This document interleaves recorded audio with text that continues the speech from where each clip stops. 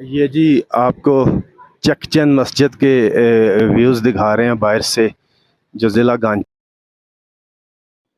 جی ہمارے ساتھ ایک اور دوست موجود ہیں یہاں چک چند مسجد میں، تو ان سے بھی مسجد کے بارے میں معلومات لیتے ہیں۔ آئیے چلیے ان سے گفتگو کرتے ہیں۔ السلام علیکم۔ وعلیکم السلام۔ میرا نام محمد زکریہ ہوں، میں اس جامع مسجد چکچند کے نائب امام ہوں۔ میرے خاندان 400 سال سے اس مسجد کے امامات خطابہ سنبھال رہے ہیں۔ یہ جامع مسجد چکچند جو کہ مبلغ اسلام جو امیر کبیر سید علی حمدانی رحمۃ اللہ علیہ، وہ ہمدان ایران کے رہنے والے تھے۔ وہ بادشاہ کا بیٹا تھا، حافظ قرآن تھے۔ اس نے اپنی بادشاہت کو چھوڑ کر اللہ کے راہ میں تبلیغ کے سلسلے میں وہاں سے کشمیر تشریف لایا، تو کشمیر سے یہ سنگلاخ پہاڑوں سے بلتستان تشریف لایا۔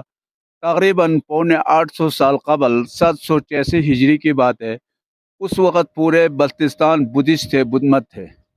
یہ تاریخ کی کتاب میں لکھا ہوا ہے، یہاں بدھسٹ کے ایک ٹیمپل بنا ہوا تھا۔ اس ٹیمپل کے اوپر انہوں نے لوہے کے ایک گورا بنا ہوا تھا، اس کو وہ لوگ پوجا کرتے تھے، بدھسٹ کے لوگ۔ جب مبلغ اسلام جو امیر کبیر سید الحمدانی رحمۃ اللہ علیہ یہاں تشریف لایا، تو ان کے ساتھ مباحثہ مکالمہ ہوا، تو انہوں نے کہا کہ آپ لوگ کلمہ پڑھیں۔ تو بدھسٹ کے پیشوا نے کہا ہمیں کوئی معجزہ کرامات دکھائے تو ہم بھی کلمہ پڑھیں گے۔ تو انہوں نے کہا کہ ہم نے ایک میٹل کا ایک گورا بنا ہوا ہے، اس کو لوہا لا کے آگ کی طرح گرم کر دیں گے، اگر آپ کے کلمے میں کچھ طاقت ہے تو وہ گرم والی گورے کے اوپر سوار ہو کے فضا میں اس خپلو کو چکر ماریں۔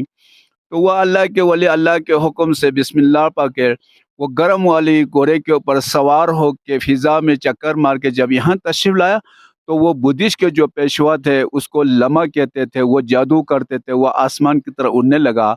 تو امیر کبیر سید الحمدانی رحمۃ اللہ علیہ نے اپنے جوتے کو آسمان کی طرح چھوڑا، تو وہ بدھسٹ کے سر پر مارتے ہوئے اس کو واپس لایا۔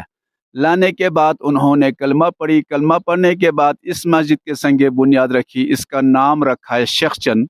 شیخ بلتی لینگویج میں عدالت کو کہتے ہیں، کورٹ کو کہتے ہیں۔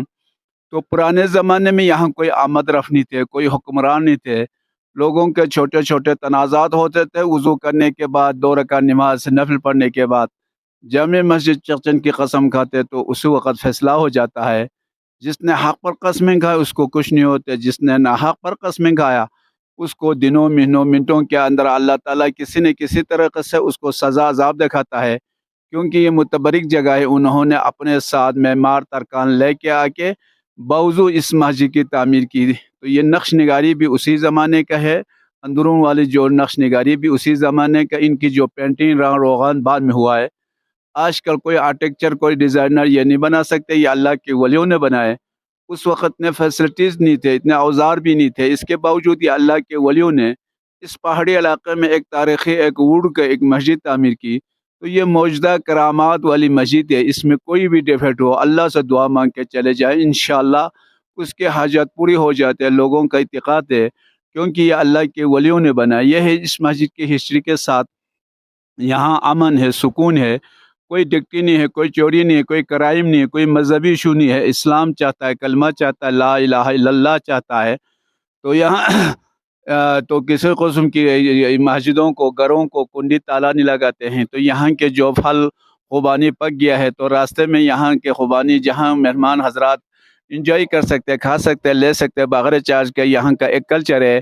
تو میرے طرف سے یہی میسیج ہے، جو پاکستان کی جو پنجاب سے، لاہور سے، کراچی سے، دیگر شہروں سے جو وزٹ تشریف لاتے ہیں، جو خپلو جو ایک نیچرل چیز جگہ ہے، اس میں بہت سے پہاڑ ہے اور خانقاہیں ہیں، تو اس میں امن ہے، سکون ہے۔ آپ لوگ تشریف لائیں، انشاءاللہ آپ کے ساتھ کسی قسم کی یہ دشواری نہیں ہوگی۔ یہاں سب اخلاق لوگ ہے، آپ کے ساتھ جو یہاں کے ہوٹلیں، یہاں کے گیسٹ ہاؤس وغیرہ آپ کے ساتھ کوآپریٹ کریں گے، آپ کے من کے تحت لوگ ان کو آپ کو چارج کریں گے۔ تو لہٰذا آپ لوگ تشریف لائیں۔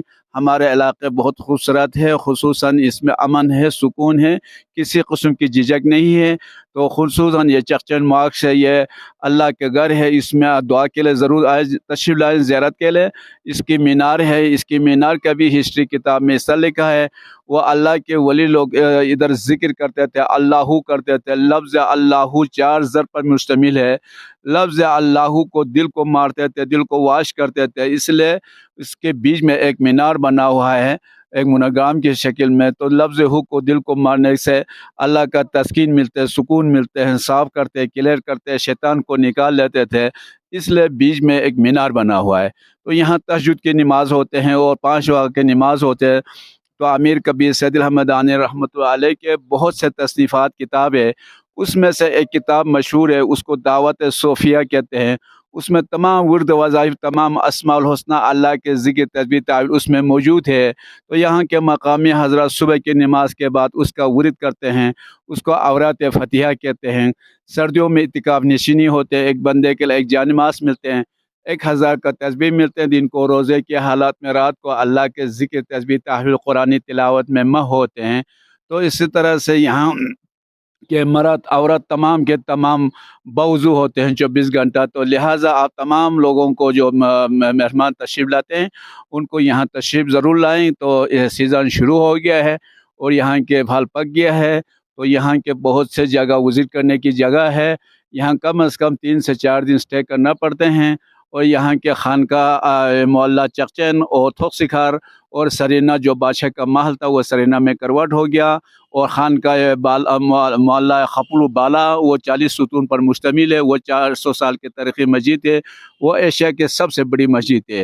اور ادھر تھوک سکھر ایک تاریخی مسجد ہے، پہاڑ کے اوپر بنا ہوا ہے، اس کو تھوک سکھر کہتے ہیں۔ یہاں چکچن سے 3 منٹ میں پہنچ جاتے ہیں، بیک سائڈ سے 20 سے 25 منٹ ٹریکنگ کرنا پڑتا ہے، پورا خپلو کا نظارہ کر سکتے ہیں۔ تو ادھر سے سلی لے کے، سوغا لے کے، فش فارم، ٹراؤٹ مچھلی ملتے ہیں۔